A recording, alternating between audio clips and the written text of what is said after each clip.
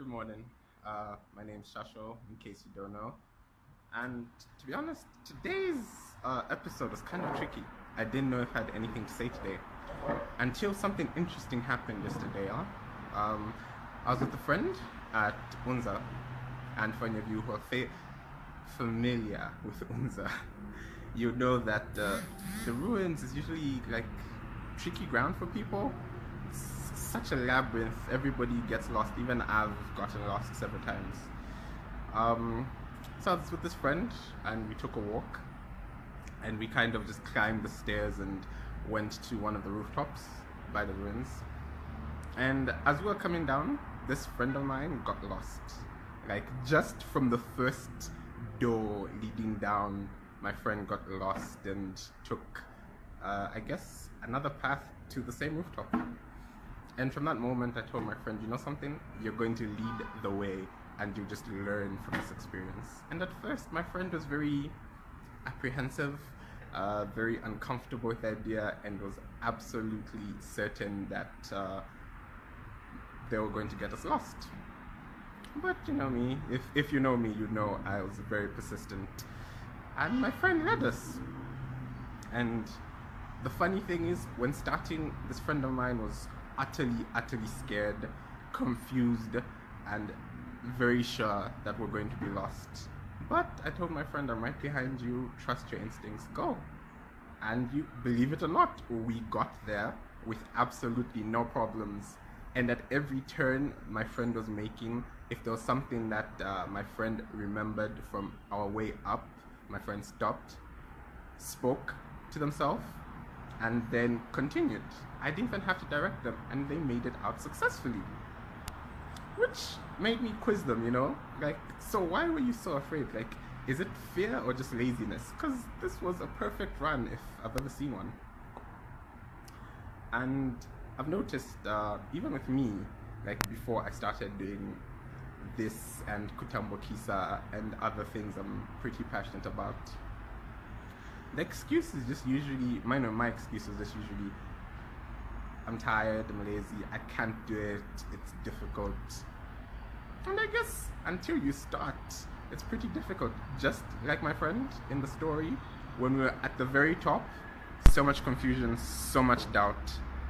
But as soon as we left the top and we started to proceed going down, the more confident this friend of mine got and the easier it got, which really is kind of like doing this. You don't know how deep the water is until you walk down the stairs from the shallow side, and then you keep walking in and you keep testing the waters, keep walking in, and you find it's not as deep, or even if it is, you can probably manage it.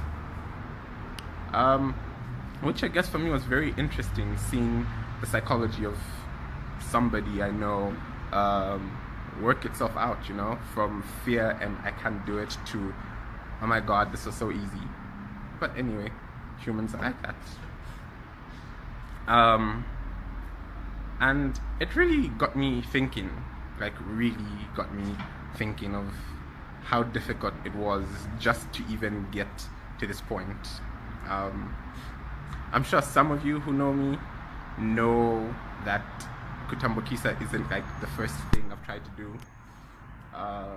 In my, I think, second year of Unza, a friend of mine and I tried to start a literacy program.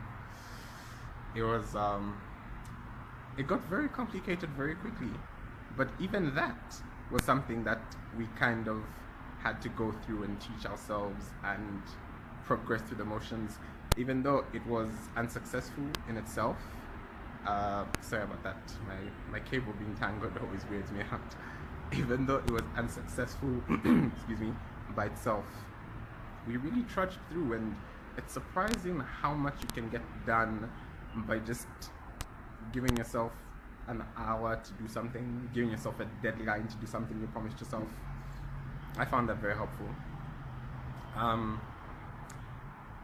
Okay, something I just feel inclined to share.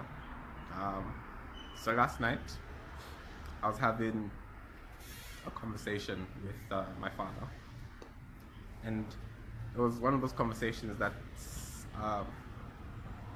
it's not uncomfortable, not awkward, but you're kind of on edge when you're having the conversation because and parents, your answer could be mistaken or it could be wrong, and then you get into a whole tumble of an argument or something.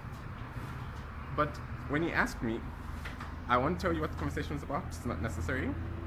But when he asked me about it, even though I gave him the right answer, I got my body language got very defensive. And I noticed this only like after the conversation was done and we were all sitting in silence. Like I went like this, like I was sitting in the car and I was just like this. Thankfully he was driving so he couldn't see me. I was in the back seat. And like I just got all closed up and defensive, and it was very shocking to be that aware of my defensive actions, Usually it's just something you will pass and you won't notice it, but I'm actually becoming appreciative of the fact that I can be that aware of myself. It's scary though, realizing that I got that defensive of that conversation. It wasn't even something I needed to do, but somehow, whew. So I guess for today, mostly, I think I just want to talk on self-awareness, even though I've already taken a lot of time, but just, you might want to try it for yourself. Being self-aware is extremely important. Stops you from doing a lot of dumb things. Stopped me from doing a lot of dumb things, The amount of drama I have avoided by knowing what it is I like and what I don't like. And, just even being to tell that was defensive, that was a defensive posture I took, has really been able to make me sit and reflect and ask myself, why did I get defensive? It was a very easy conversation, truth be told, but the fact that I got defensive kind of made me very uncomfortable in itself. For all those who never had the opportunity, I don't know, something strange about being defensive, for no reason especially. You just kind of bottle up, get defensive.